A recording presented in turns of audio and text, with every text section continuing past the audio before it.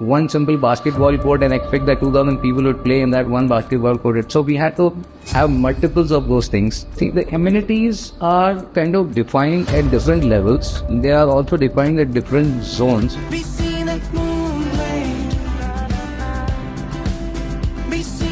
Keeping in mind that people have a different pattern of sleeping. Some may be working in the night. They would like to go for their late night walk. All these things having a lot of blended living. We wanted to create it in such a way where it kind of caters everyone's need and not bumps into each other. You don't want to also start getting bored of certain things. So we want to, have small patches of things here and there where you can definitely enjoy. You are automatically entering into a zone which kind of connects with you. These were the kind of things which were there in our mind when we started designing the amenities. Now, when all the amenities are put into place, there are amenities which have to be done in an indoor. For example, arcade for children. It could be a little noisy. You don't want to mix that with something else. So we kind of leveled it in every different floor with different amenities altogether. So it should be welcoming for everyone. They should zone out in that place and enjoy that particular piece as an extended home altogether.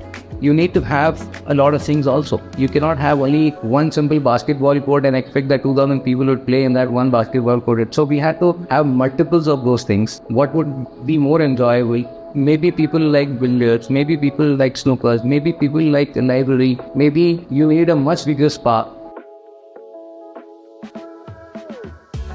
We had to kind of put all of that in together, put it in such a way it is not disturbing somebody else's peace also. Bigger spaces gave us the advantage to focus on these itsy bitsy things. Definitely Moonlight has the upper hand on all these things, compared to any other projects which we see around in Poker Paint. Be seen at moonlight. Be seen at moonlight.